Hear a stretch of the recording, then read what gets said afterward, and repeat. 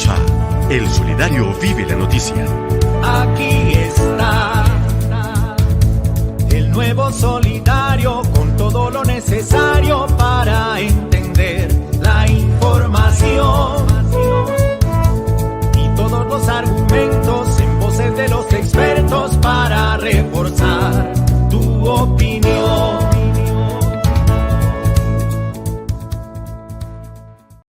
Escuchábamos ahí esta parodia que introduce el tema del día de hoy. Saludos ahí a Gonzalo Álvarez, más conocido como Chalo Álvarez, quien se da la oportunidad para agradecer por esta parte musical que nos anima también en Solidario, que es un tema tan importante como en el resumen de las noticias de la semana, como en esta introducción que hacemos siempre de Vive la Noticia. Y en el día de hoy, como ya ustedes lo han escuchado, pues vamos a hablar de los desafíos, de las oportunidades que tiene Colombia para este año 2024. Y para eso, pues hay muchos temas, pero hemos escogido 3 temas muy importantes que consideramos con 3 invitados muy especiales.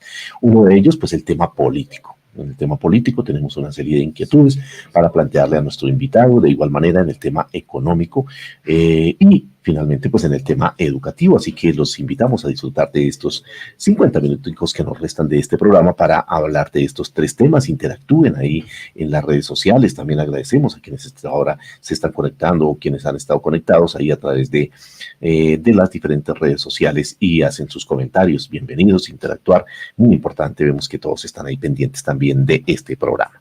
Bueno, y siempre en esta sección de Vive la Noticia tenemos una encuesta. Y Paulita pues va a hacer referencia a esa encuesta, pero también nos va a presentar el primer invitado en el día de hoy. Adelante, Paulita. Bueno, la encuesta ya se encuentra a través de nuestras redes sociales y es la siguiente para que ustedes opinen. ¿Cree usted que el año 2024 viene con nuevas expectativas para los colombianos? ¿Sí o no? Entonces queremos que nos dejen sus opiniones y participen, por supuesto, de este programa con nuestros invitados y participen de la encuesta también. Bueno, sin más demora. Nuestro primer invitado, Alejandro Rairán. Él también ya nos ha acompañado en varias oportunidades en nuestro programa con temas muy importantes y análisis. Él es docente e investigador de la Facultad de Finanzas, Gobierno y Relaciones Internacionales de la Universidad Externado de Colombia. Entonces le vamos a dar la bienvenida a Manuel Alejandro Rairán. Alejandro, tenga usted muy buenos días y bienvenido al Solidario, pues para hablar de estos retos en materia política. Muchísimas gracias, muy buenos días para todas las personas que están conectadas y un grato pues también saludo a todos los organizadores de Contra de Cultura. Alejandro, muchísimas gracias por estar aquí regalándonos estos minuticos importantes para hacer este análisis en esta materia política en nuestro país año 2024. Alejandro, ¿cuál es ese balance de los 2 años de gobierno del presidente Gustavo Petro? Bueno, creo que han sido 2 años interesantes, con muchos errores, sin duda alguna también, pero creo que para aplaudir, creo que es un gobierno que ha permitido abrir el debate en algunos temas que históricamente se habían tornado como algo intocables, como el tema de la salud, el tema de las pensiones. Creo que sin duda alguna este gobierno ha permitido que haya abrir estos debates y creo que eso es muy importante para una democracia, no vivir con tanto dogma, sino también a partir de esa construcción frente a los debates de temas tan neurálgicos para la ciudadanía. Quiero otro elemento que es importante, sin duda alguna, en términos de política exterior, la Cancillería, ese enfoque que le ha dado para mirar a otros lados, por ejemplo, al continente africano, creo que eso es aplaudible, como también la gestión que en su momento hizo Laura Gil en la manera de traer todos estos, digamos, elementos históricos, culturales que tenía Colombia por el mundo, y creo que esto es importante, como también abrir el canal y el debate para el tema de una política exterior feminista. Creo que eso también es de aplaudirle y que creo que es positivo. En cuanto a lo negativo, creo que ha sido un presidente que ha concentrado en exceso sus comunicaciones. Creo que eso lo ha llevado a tener unos puntos negativos en el sentido, por ejemplo, en el escenario internacional de, digamos, abrir discusiones directas con presidentes como Bukele. Creo que eso no es sano, creo que para eso están las instituciones y las carteras encargadas para abordar esos temas. También lo vimos con el tema de Israel, que eso también creo que es aplaudible, en el sentido que es el primer presidente en la historia que tiene una postura de frente en relación a favor de la lucha palestina, y creo que eso también es aplaudible. Tal vez la forma como la dio y estas discusiones con el embajador no fueron las más acertadas, como tampoco fue tampoco lo más acertado la respuesta del embajador de Israel en Colombia. Creo que ese exceso de concentración de comunicaciones del presidente le ha traído unas muy malas pasadas. Creo otro segundo factor, los problemas internos en su familia que están relacionados con la campaña electoral. Creo que eso tampoco le ha beneficiado tampoco al presidente. Creo que también ha habido un exceso por parte de los medios de comunicación, que está bien hacer un control, pero tampoco le ha permitido generar un gobierno, ¿no? Entonces creo que a todo lo que se haga el presidente o sus ministros, pues hay siempre un problema, siempre hay una traba, siempre hay una sospecha, y creo que eso no es sano tampoco, no va a permitir que el presidente Petro gobierne, eso lo que hace es atrincherarlo más, y creo que tampoco el presidente ha sabido manejar estas situaciones con los medios de comunicación. Entonces creo que eso no ha sido tampoco un elemento positivo para el presidente. Ya otro elemento, creo que para ir terminando, el asunto del aumento de la gasolina, creo que no ha sido positivo. Creo que la manera de argumentar esos temas tampoco ha sido los más eficientes, los más efectivos, los más asertivos, y este caso es lo mismo que pasa con el tema del cambio climático. Si bien creo que todos tenemos claro que es necesario y es un porqué el necesario de hacer una transición energética, creo que no ha sentado bien las bases, los argumentos que ha utilizado para abrir el debate tampoco han sido los más acertados. Entonces creo que ahí hay unas fallas, pero pues digamos que hay un equilibrio entre algunas cosas positivas a mi consideración y otras que tiene que mejorar el presidente, y otras que, por ejemplo, hay otros actores como los medios de comunicación que tampoco dejan que haya un gobierno que avance o que al menos pueda implementar cosas.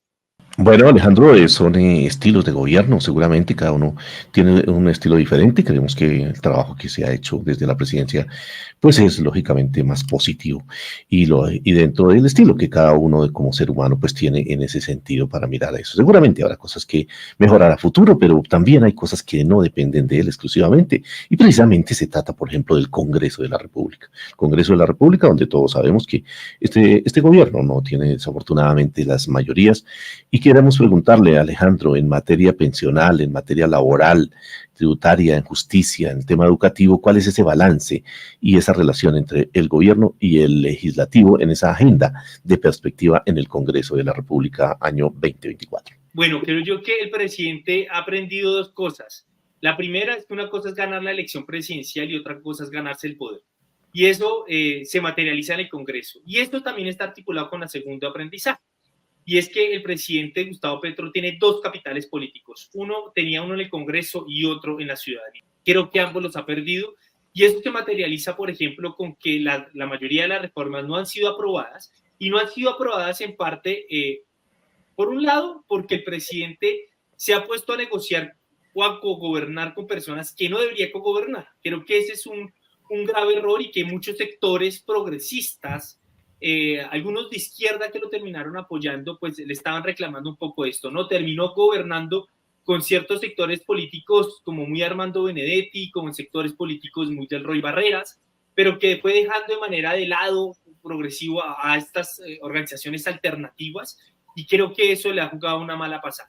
Entonces creo que muchas de las reformas que ha pasado en el Congreso, pues ese capital político que muchos creíamos que había podido obtener, se ha ido diluyendo de manera progresiva, y lastimosamente cuando él vio al presidente en medio de su gobierno que el Congreso no le iba a aprobar, entonces se fue por las calles. Si bien hizo algunas manifestaciones, hubo un apoyo popular, creo que eso ya tiene un desgaste, y que por eso también lo digo, los medios de comunicación y el poder, digamos, económico, y el poder de los medios de comunicación también han jugado un papel clave para ir debilitando la imagen del presidente, que ha sabido utilizar estos errores para ayudarle a perjudicar cada vez más la imagen. Entonces creo que no ha sido asertivo. Creo que el presidente se ha dado cuenta que ganó las elecciones, ganó la presidencia, pero el poder es distinto, y que por eso ha tenido que sentarse a negociar, ha tenido que recalcular su estrategia y su tono de diálogo con los diferentes sectores. No puede hablar ni estar juzgando a todo el empresariado por igual. Entonces creo que ha tenido dificultades en términos estratégicos para poder construir su agenda. Y creo que hay otro elemento que es importante, por lo cual no se da, es que el presidente Gustavo Petro también ha sido muy ambicioso. Creo que puede ser positivo tener esa ambición, creo yo, porque hay mandatarios que llegan con cero ideas de reformas, de cambios, y creo que hay otros, por el contrario, como el presidente Gustavo Petro, que va con una agenda muy amplia, pero en esa agenda amplia le ha faltado la estrategia. Es decir, que haya una reforma, una o dos reformas en su gobierno es suficiente, pero bien hechas, a profundidad, con la construcción de los diálogos democráticos y políticos con todos los sectores. Creo que eso ha fallado. Creo que el presidente ha abarcado mucho de muchas reformas y que a cada reforma las ha ido sacando de manera un poco torpeada y sin tener en cuenta los diferentes sectores y tampoco teniendo en cuenta las formas. Entonces creo que ahí el presidente Gustavo Petro tendría que también hacer un giro estratégico de priorizar algunas de esas reformas. Creo yo que una de las más importantes, que es la base de los problemas de Colombia, es el agro. Creo que la tenencia de la tierra es un problema histórico del país y que creo que si se puede avanzar en eso sería algo plausible, y que creo que en eso quedaría muy bien para los libros de historia de la presidencia del presidente. Pero creo que ha habido un problema, ha abarcado mucho y al momento de abarcar no ha podido, digamos, hacer una agenda sólida, y eso pues ha materializado con que el Congreso no le apruebe y que ese desgaste también político en la ciudadanía también se vea cada vez más hondo. Bueno, Alejandro, que aquí también tenemos que hacer referencia pues a los comentarios que hacen a través de las redes, porque es muy importante también la interacción con nuestros seguidores en las redes sociales. Por ejemplo, aquí Dani Garra hace varios comentarios y habla de que nuestro panelista habla de muchos errores y solo dijo que no son errores. Bueno, de igual manera el tema de la gasolina, también el comentario, el incremento de la gasolina es un error, pregunta él. Bueno, no estoy de acuerdo con ese argumento. Bueno, yo tampoco estoy de acuerdo, realmente aquí hay que mirar que pues son puntos de vista, pero también hay realidades que conocería. A Petro le tocó asumir una deuda que desafortunadamente el anterior presidente dejó, y pues que si no lo hacía de la manera que se está haciendo, pues seguramente se estaría en problemas muy difíciles. Entonces aquí hay que entender también que este país fue entregado en unas situaciones económicas, en materia social, en materia económica, bueno, en tantas situaciones complicadas, y que remendar, como decíamos, tratar de arreglar el país no es nada fácil. Por eso el comentario también que nos hacen por aquí de otra persona frente a este tema, por acá de Angie Mordecai, ella hace un comentario también referente a que no es fácil gobernar, totalmente de acuerdo, no es fácil gobernar con este lastre de corrupción y una cultura mafiosa que aún está enquistada en las instituciones del Estado. Totalmente de acuerdo, Angie, con este comentario. Y bueno, aquí esa es la idea también, que generemos un debate frente a estos temas, y el punto de vista es muy importante para que pues tengamos los argumentos suficientes también para que cada uno de nuestros seguidores y también nuestros invitados pues miren la situación que hoy vive nuestro país, y todos en mira de apuntar a mejorar día a día. Bueno, pero Paulita también sé que tiene más inquietudes para el invitado del día de hoy, Alejandro. Bueno, yo quisiera preguntarle a Alejandro, bueno, para nadie es un secreto que la inseguridad se toma en las ciudades y por supuesto también los campos. ¿Cómo analiza Alejandro este fenómeno en relación a la política del Estado en este aspecto de la inseguridad? ¿Y cuáles son las perspectivas frente a los procesos de paz que se adelantan con los diferentes grupos armados? Bueno, para entender eso tenemos que mirarlo desde lo general a lo particular. Y es que América Latina, en términos generales, es un continente, decirlo de alguna manera, que se enfoca mucho del homicidio, crimen organizado. Digamos que eso es una característica principal, distinto a otros continentes que hay una conflagración más directa desde lo político, ¿no? Y pues digamos que eso se evidencia en el último informe de Naciones Unidas que aborda todo el tema de los homicidios. El cuarto estudio de homicidios de Naciones Unidas evidencia que, por ejemplo, América Latina se caracteriza por crimen organizado y homicidios. Cuando miramos eso en materia de América Latina y cómo impacta en Colombia, digamos, como balance del 2023, sin duda alguna es un elemento muy preocupante. Y muy preocupante porque aquí estamos hablando ya no de unas organizaciones y un crimen organizado nacional. Digamos que aquí estamos viendo una articulación del crimen organizado transnacional, ¿no? Entonces, para entender, por ejemplo, la situación de Ecuador, tenemos que remitirnos no solamente al deterioro de las instituciones que han hecho los últimos gobiernos en el Ecuador, sino también la articulación de estas organizaciones y bandas criminales que provienen de Colombia, que provienen de Perú y que se van articulando y se han ido expandiendo progresivamente en otros países del continente. Entonces, creo que aquí el primer asunto a abordar es la cooperación entre ambos países, entre todos los países de la región para combatir estas organizaciones de crimen organizado. Ejemplo, en Colombia, el Tren de Aragua, que proviene de Venezuela, que se ha articulado con algunas bandas en Colombia, que incluso algunas bandas de esas del Tren de Aragua se ha devorado a otras organizaciones en Colombia, y que obviamente esto tiene una dificultad y que tenemos que trabajar de manera mancomunada con el Estado de Venezuela, con el Estado de Perú, con el Estado ecuatoriano.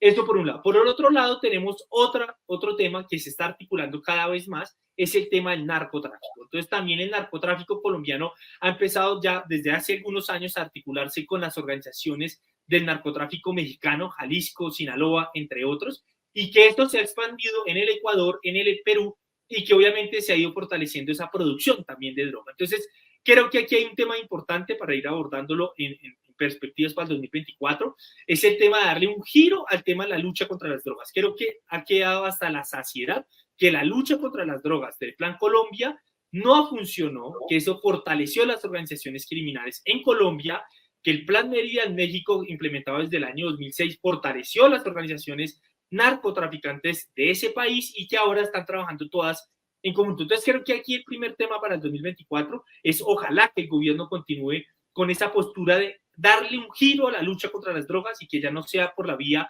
digamos, militar, sino con un enfoque social, de salud pública, que podamos abordar ese tema. Entonces, creo que eso es un primer elemento de perspectiva. Frente al tema de las organizaciones alzadas al margen de la ley y alzadas en armas, creo que ahí es un tema mucho más difícil. Creo que sin duda alguna el ELN creo que no ha comprendido o no ha visto la enseñanza que nos dejó el proceso de paz de las FARC con Juan Manuel Santos. ¿Qué lo digo? Con Juan Manuel Santos la negociación se duraron los 2 periodos y quien implementó el acuerdo de la paz fue un presidente cuyo partido y jefe de Estado nunca le apostó a la paz. Y creo que esto tuvo dificultades que hoy lo estamos materializando. El problema hoy de las disidencias de las FARC se debe a un incumplimiento por parte de un gobierno anterior. Y hoy creo que los helenos no se han dado, el ELN no se ha dado cuenta de esa enseñanza que le ha dado. Si quiere de verdad el ELN desmovilizarse y construir realmente a la paz, pues no solamente debería agilizar esa mesa de negociación con el Estado, sino también para que sea garantista con un gobierno que se lo está dando las garantías, sino también para que lo implemente con el mismo gobierno. No sabemos el próximo presidente de Colombia si le apueste a esa paz y podemos volver a caer nuevamente en este círculo vicioso en donde podemos volver a recaer en estas armas. Creo que ese es un primer desafío tanto para el ELN como para el Estado, para que se den cuenta de las lecciones que nos pueden dejar el acuerdo de paz de Juan Manuel Santos y las FARC. Es necesario. Hoy este gobierno le apuesta a que el ELN salga de las armas, se incorpore a la sociedad civil y pues digamos que pueda hacer una vida política y sus hombres una vida civil regular. Esto es, el gobierno lo tiene la voluntad y ojalá sea con el mismo gobierno que se pueda implementar. 2, el desafío, creo que hay 2 desafíos particularmente. El primer desafío está encaminado en que todavía hay una discusión de cómo distinguir a las organizaciones. Y yo sí creo que tiene que haber un trato distinto en el Clan del Golfo con el ELN. Porque el ELN, y digamos otras organizaciones como las FARC o las extintas FARC, pues eran organizaciones con objetivos políticos claros que le han declarado la guerra al Estado, pero tienen unos objetivos políticos claros. Que esto es distinto al Clan del Golfo. El Clan del Golfo ya tiene un carácter distinto, que está mezclado con el narcotráfico, que sí, que ellos pueden decir que son el reducto de lo que fue la mala desmovilización de las AUC, pero que creo deberían de tener otro tratamiento distinto, que incluso también a un trato distinto a la segunda Marquetalia o a estas personas que le incumplieron el acuerdo de paz por parte de las FARC. Creo que esas personas deben de tener un tratamiento distinto, digamos, una normatividad distinta, pues porque incumplieron los acuerdos. Y el segundo reto, que pues digamos, todavía no se ha zanjado, cómo tratar a estas organizaciones. Y el segundo reto, que es tanto para como para el acuerdo de negociación que se hizo con las FARC, es el dinero. Creo que desde el inicio, si bien hubo una voluntad de las FARC, creo que siempre la principal preocupación era el tema económico, cómo sostener todos los proyectos productivos y cómo incursionar, cómo incorporar más bien a todas estas personas desmovilizadas a la sociedad civil con un empleo digno, con una vida digna. Creo que sigue y va a seguir siendo el reto principal, es la financiación de la paz, y pues obviamente que no se roben la paz, como lo que sucedió con los OCAD Paz en el gobierno del expresidente Duque. Entonces creo que estos dos retos son muy importantes, pero que hay que avanzar, sin duda alguna hay que apostarle a la paz. Y un tercer reto, y con esto termino, es el tema de que, digamos, el Estado colombiano, en cabeza en representación del gobierno del presidente Gustavo Petro, ha mostrado voluntad. Lastimosamente no se ha visto en respuesta recíproca por parte del ELN, y creo que el mensaje también es claro. Estamos abiertos, el Estado, a una negociación, a que se construya de manera democrática esos parámetros de la desmovilización y la reincorporación, digamos, el aspecto político del ELN en el escenario, digamos, y las fuerzas políticas dentro de Colombia, pero creo que también el Estado colombiano, como el ELN no ha cumplido, pues creo que el Estado colombiano también tiene que dar una respuesta militar. Mientras tanto, como se hizo en la negociación con las FARC y el Estado colombiano en cabeza del presidente Juan Manuel Santos, está en una mesa de negociación, pero también hay unas acciones militares en el campo de batalla. Creo que eso también hay que mantenerlo, y hay que mantenerlo incluso por una característica principal, de hecho, con el ELN, es por la estructura del ELN. El ELN es una organización federada, que eso siempre ha sido desde el inicio que se planteó en la mesa de negociación un reto, y es que si los líderes que estaban negociando iban a poder bajar todos esos acuerdos a las diferentes organizaciones del ELN y si las iban a implementar. Creo que ese es otro gran reto, y es la unificación y la unicidad del ELN en estos acuerdos, que eso le compromete, digamos, eso le compete más que todo a los líderes del ELN que pues estén en esa negociación. Bueno, Alejandro, yo quisiera hacerle esta pregunta de acuerdo a este análisis que hemos venido haciendo, y por supuesto también aquí con la participación de todos nuestros seguidores con su punto de vista. Muy bien, que sigan opinando sobre este tema. Pero yo quisiera preguntarle a Alejandro, en materia de las relaciones internacionales, ¿cómo evalúa estos aspectos? Conflicto, migración y deportación de presos. Bueno, yo creo que son varios. Empecemos por el tema de la inmersión de Colombia en este escenario geopolítico de interrecto, ¿no? O sea, de falta de un liderazgo, de una competencia clara entre Estados Unidos y China, y en unas guerras estructurales como Rusia en Ucrania y lo que estamos viendo, digamos, las actuaciones de genocidio y crímenes de guerra de Israel en Gaza. Entonces creo que hay un papel importante, y es cómo Colombia de manera pragmática se va a insertar en ese mundo. Y creo que ese es un primer reto que tiene el presidente Gustavo Petro. ¿Cómo vamos a establecer esas relaciones con China? ¿Con qué criterios políticos y económicos vamos a establecerlo? Pero que nos deprime, por ejemplo, los intereses internos del país, ¿no? Entonces, creo yo que Colombia sin duda alguna tendría que mirar hacia otras partes del mundo para fortalecer el comercio colombiano, pero también la industria colombiana. Entonces creo que ese es un primer reto a considerar. Creo que el segundo, sin duda alguna, es que las actuaciones del presidente Gustavo Petro estén proyectadas no solamente para su periodo, sino también para proteger la democracia hacia futuro. ¿Y por qué lo digo con esto? ¿O por qué lo digo? Porque estamos evidenciando que en América Latina y en el mundo se está fortaleciendo cada vez más la extrema derecha. Una extrema derecha que además está articulada de manera conjunta, ¿no?, entre las diferentes fuerzas de extrema, ¿no? En España, en América Latina, y que podemos estar viendo en América Latina esa importación del modelo tipo Bukele, ¿no? Entonces creo que aquí el presidente tiene un reto, y es que su gestión y su presidencia está encaminada a fortalecer la democracia, ¿no es cierto? Y que a las personas les dé la garantía de poder elegir un presidente que garantice y que dé la tranquilidad de que va a sostener la democracia. Yo creo que, o digamos, las garantías democráticas, de alguna manera, creo que ese es otro gran reto importante. Y en ese marco, creo que Colombia podría jugar un papel clave con el tema de Venezuela, que viene actualmente en elecciones. Pues digamos que ahí Colombia podría jugar un papel relevante e importante para que se llegue a un acuerdo de transición de poder o algunas reglas claras con la elección de Venezuela, sea el resultado que sea. Creo que el segundo papel es en relación con Estados Unidos. Creo que aquí el presidente Gustavo Petro tiene otro reto y es no volver a cometer el mismo error del expresidente Duque, que fue interferir en unas elecciones, como lo hizo Pacho Santos, Francisco Santos cuando era embajador.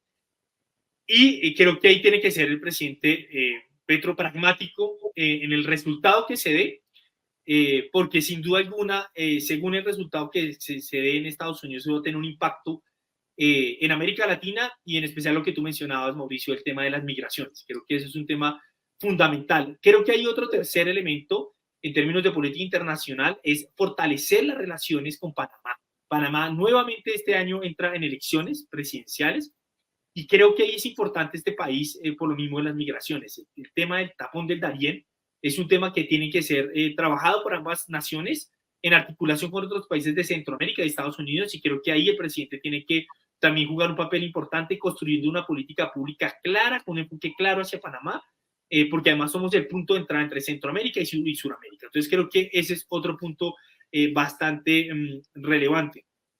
En términos económicos, creo que el desafío, como les decía anteriormente, es realmente plantear con argumentos sólidos la discusión de la transición energética. Creo que eso ha sido un problema, se ha vuelto un problema para el país, cuando no debería serlo. Por ejemplo, reunir las fuerzas políticas para mirar qué vamos a hacer con Ecopetrol. Mi postura no estoy de acuerdo en que termine de quitar las exploraciones ni la explotación petrolera, no estoy de acuerdo con eso, porque es la principal renta del país, y pues si queremos apostarle a una transición energética, si le queremos apostarle a una reinserción y unos acuerdos de paz, sostener los acuerdos de paz, necesitamos dinero, y un dinero ojalá también dentro de la producción interna, no solamente esperando la cooperación internacional. Entonces creo que esto es otro gran reto, y es realmente plantear un plan de acción claro con todas las fuerzas políticas sobre una transición energética y el fortalecimiento de las industrias o la creación de nuevas industrias nacionales que estén encaminadas a esa transición energética. Entonces creo que ese es otro gran reto que está en sintonía con el mundo, que esto va para allí, el tema económico, y cómo va a ser esa inserción. Y ojo con esto, planteo ojalá que esa inserción también sea sacando a Colombia de ese mismo modelo de ser proveedor de materias primas, y por eso digo que no veo conveniente el cierre de producción petrolera, sino mantener esta y cómo podemos con ese dinero captarla para empezar a crear otras industrias. Colombia tiene que dejar de salir de ese modelo de ser proveedor de materia prima para empezar a construir cadenas de suministros y para crear industria nacional en estos temas de transición energética que hacia allá va el mundo. Entonces creo que principalmente son esos desafíos. Otros desafíos más del Estado, que no me voy a centrar mucho en ello, pero sí es importante mencionarlo, las diferentes demandas que tiene el Estado colombiano en relación con todo el tema de la riqueza de los barcos que están hundidos, que hay unas demandas contra el Estado colombiano y que hay unos intereses de otras potencias foráneas y empresas extranjeras que vienen por la riqueza que está debajo del mar. Entonces creo que ahí es un tema importante. Y para terminar, que el tema de los pasaportes tenga una solvencia rápida, eficiente, pues porque el país necesita también pues tener una conexión con el mundo. Bueno, son las 10 de la mañana, 37 minutos, 10:37 puntos de vista aquí en este espacio del Solidario Vive la Noticia. Agradecemos los comentarios, las preguntas que hacen también Henry Manrique, Angélica Rocha, Linda Betulia González, Diego Díaz, Oscar Alexander Rodríguez, Angélica, bueno, ya la había nombrado, Angie Mordecai está muy activo aquí también, Ana Pardo Herrera, Elisa Rodríguez Martínez, de igual manera Alba Aurora Castro, Ramírez, Romero Rosaura. Bueno, aquí quisiéramos nombrar a todas las personas que están interactuando a esta hora de la mañana en el Solidario Vive la Noticia. Bueno, y avanzando rápidamente en este tema político, porque tenemos dos temas más, el tema educativo fundamental también ahí en ese sentido. Le queremos preguntar ya para ir cerrando a nuestro invitado Alejandro el día de hoy sobre el juicio político del presidente, quiénes están detrás de esto y cuál es el papel que va a jugar la oposición en este año 2024 desde su punto de vista. Yo creo que es uno de los principales retos. Yo creo que la oposición en Colombia no ha sido la más sólida ni la mejor, para ser sincero. Esa oposición inteligente que planteó el expresidente Álvaro Uribe Vélez en su inicio, creo que no ha sido la mejor. De hecho, creo que han sido los propios escándalos del presidente, de su familia, de sus cercanos, que ha hecho que haya mayor oposición a su gobierno, más que haya una oposición clara, decente, digamos, seria y rígida. Creo que no lo ha habido, rigurosa, más que rígida, rigurosa, creo que no lo ha habido. Entonces, pero sin duda alguna creo que este manejo a la oposición, creo que el presidente tiene que dar lo mejor. Para mí es preocupante que esta oposición esté llamando a los reservistas de la policía o del ejército a dar golpes de Estado. Creo que eso no es sano. De hecho, eso habla muy mal de su carácter democrático de la oposición. Y creo que eso es un gran reto. Y ese reto, digamos, para afrontarlo, arranca en que el presidente empiece a crear canales de diálogo directo con la oposición. Uno, dos, que se abra el debate con unos términos no de acusación, ¿no? Entonces creo que el presidente también desde el senador y ahora como mandatario de la nación ha cometido un error de siempre juzgar digamos, a la oposición como fascistas, como neonazis, como genocidas, como paramilitares. No, yo creo que esos juzgamientos no son asertivos, no son, digamos, positivos para el diálogo, y creo que el presidente también tiene que, ojalá, crear estos mecanismos de diálogo y las formas de diálogo con la oposición más acertados, porque sin duda alguna son un problema. Pero también creo que aquí la fiscalía, que ha jugado muy mal papel realmente con el señor Barbosa, creo que ha sido la peor fiscalía. Creo que la nueva fiscalía tiene que ponerle muchos ojos a esta situación. Creo que sin duda alguna la Procuraduría también tiene que hacerle una mayor esfuerzo a mirar este tipo de situaciones que son preocupantes y fortalecer la policía y la inteligencia para contener este tipo de acciones que sin duda alguna atentan contra la democracia y la estabilidad del país.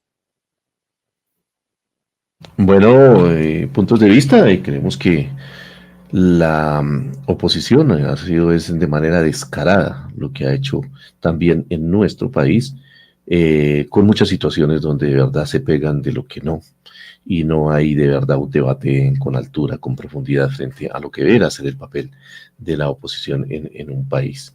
Y lógicamente, pues el presidente lo que ha salido también a veces es a defenderse de esos ataques que también los grandes medios de comunicación masivo están interesados en torpedear cualquier actividad, cualquier situación que se presente a diario. Incluso a veces lo que es fundamental, donde destacan el papel del presidente a nivel internacional, no lo dicen, pero los detalles a veces de simples situaciones del día a día sí las maximizan para deteriorar lógicamente el papel del presidente de la República. Bueno, agradecemos por sus comentarios y bueno, vamos ya para finalizar, con nuestro invitado, agradecerle por habernos acompañado y el mensaje a nuestros asociados y a la audiencia por estar atentos en estos aspectos políticos del país en este año 2024. Muchas gracias, Alejandro. Bueno, muchas gracias a Contradecún por la invitación, gracias a todas las personas que hasta ahora se conectan para hablar de estos temas tan interesantes. Creo que temas que se vienen importantes, bueno, temas de reforma a la salud, de reforma laboral. Creo que a eso hay que digamos, estar pendientes de lo que surja. En términos nacionales, creo que también hay otro elemento, el tema de las negociaciones con el ELN y las otras organizaciones. Creo que eso es un tema relevante. Otro que creo que estaba sonando, una nueva reforma tributaria. Creo que eso también hay que estar pendientes y la reforma a la salud. En términos internacionales, creo que es importante estar pendientes de la situación de Gaza. Creo que el mundo no puede seguir soportando este tipo de acciones. Hay un cuerpo jurídico que hay que abrazar, que a las instituciones internacionales hay que abrazarlas, hay que apoyarlas, y lo digo específicamente por la Corte Internacional de Justicia, el proceso que se está llevando. Creo que es un tema a resaltar, que hay que estar pendientes. Dos, un tema a resaltar, la situación que está pasando en Asia Occidental, o como muy mal se llama Medio Oriente. Creo que lo que sucede en Asia Occidental es un elemento que también es un termómetro de la agenda política y geopolítica del mundo.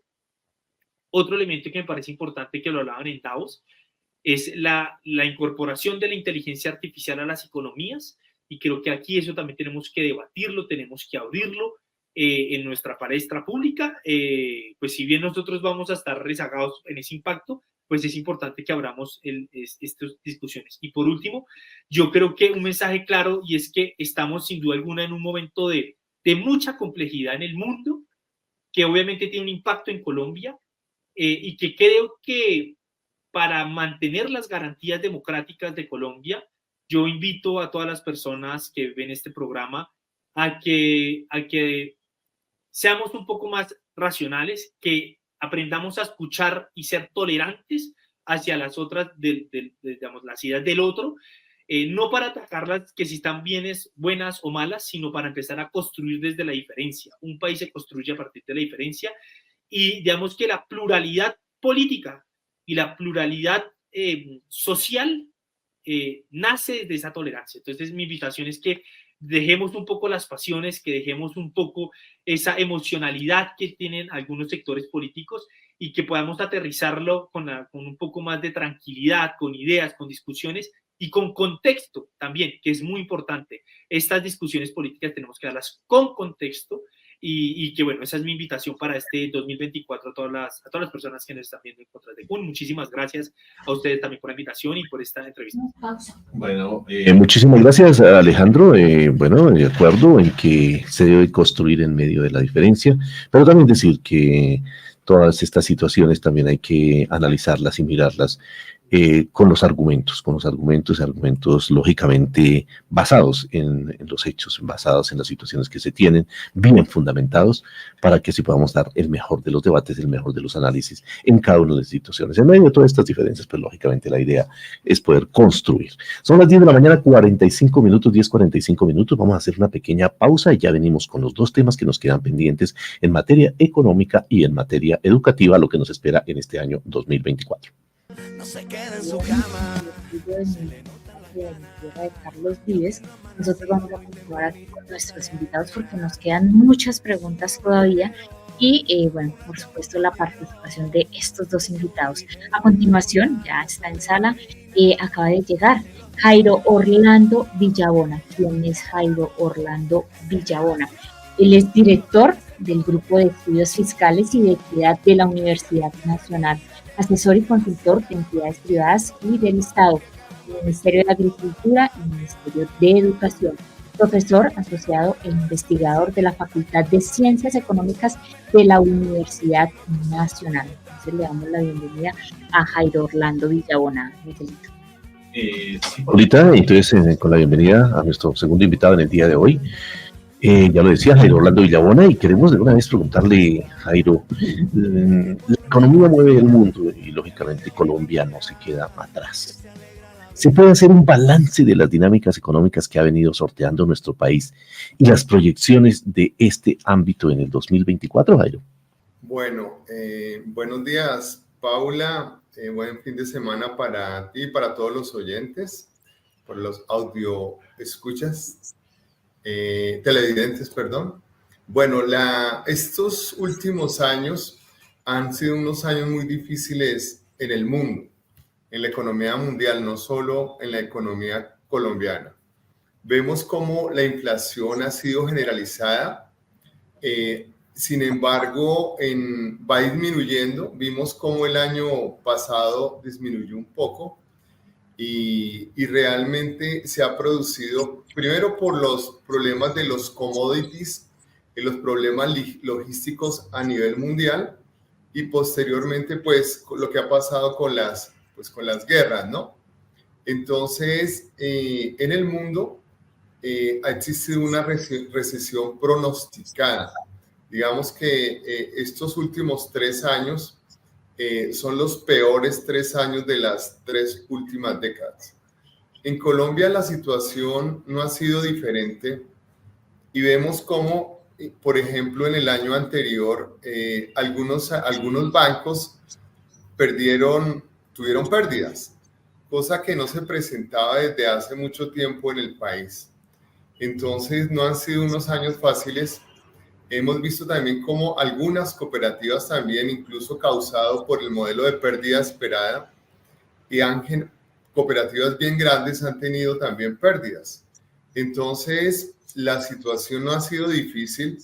Afortunadamente, la inflación bajó un poco y esperamos que en este año, tanto a nivel mundial como a nivel colombiano, se vaya haciendo una recuperación de la economía.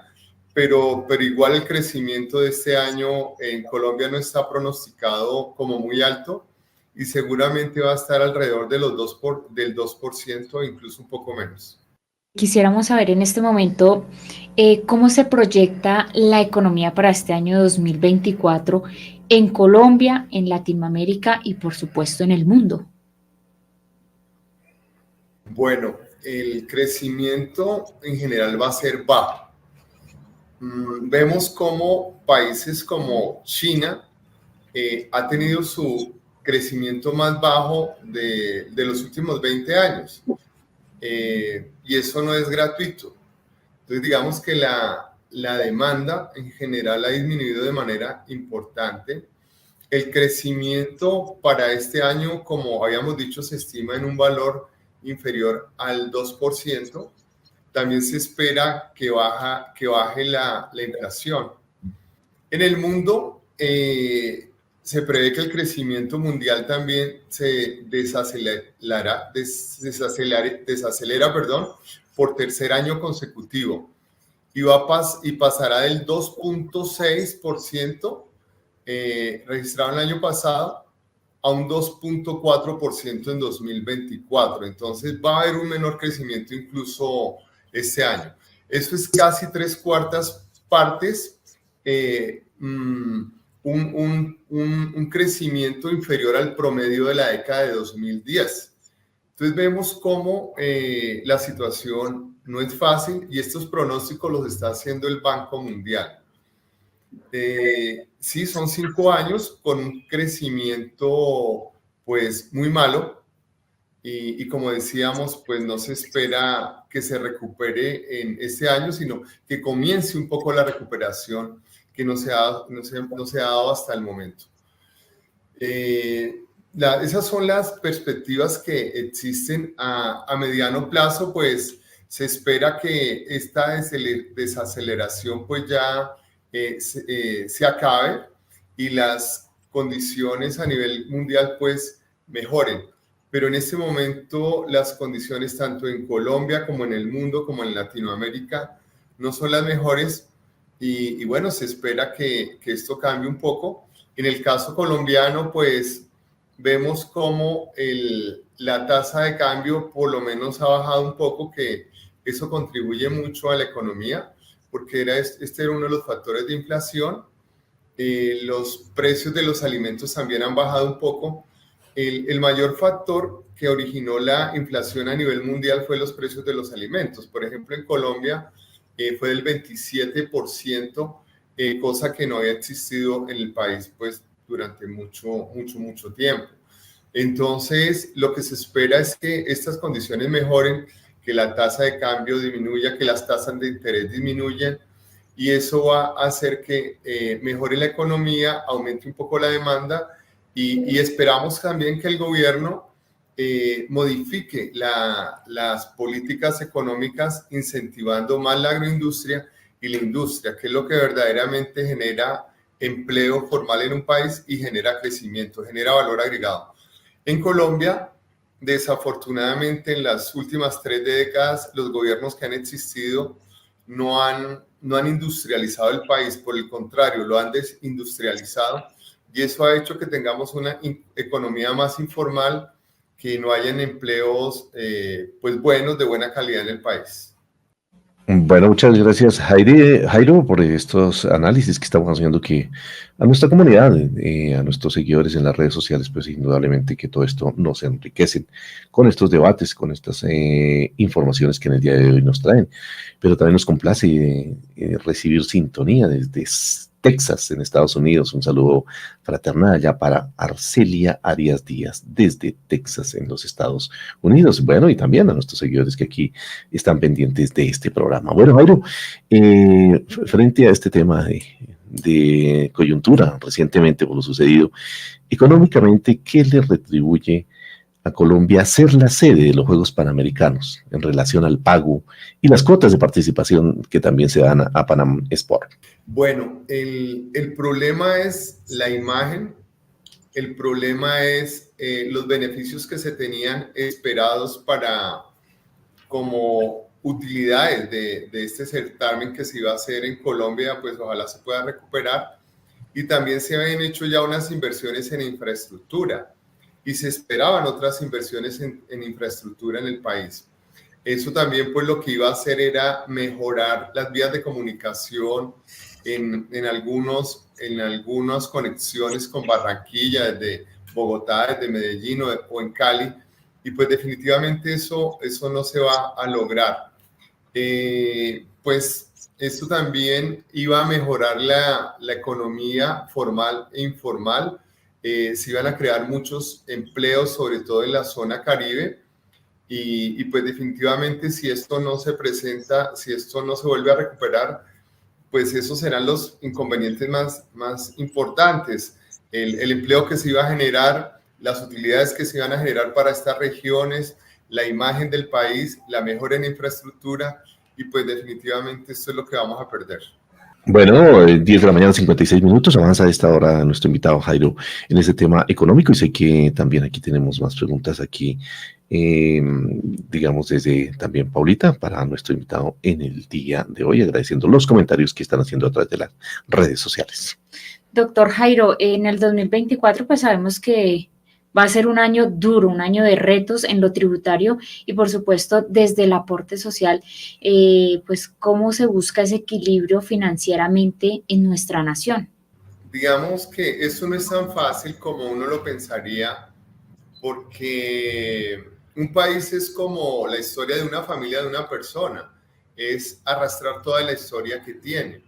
Entonces usted no puede corregir en un año o en 3 o en 6 meses o en 2 años todo lo que viene arrastrando. Al país le pasa exactamente lo mismo. Entonces hay unos problemas heredados bien importantes como la deuda externa.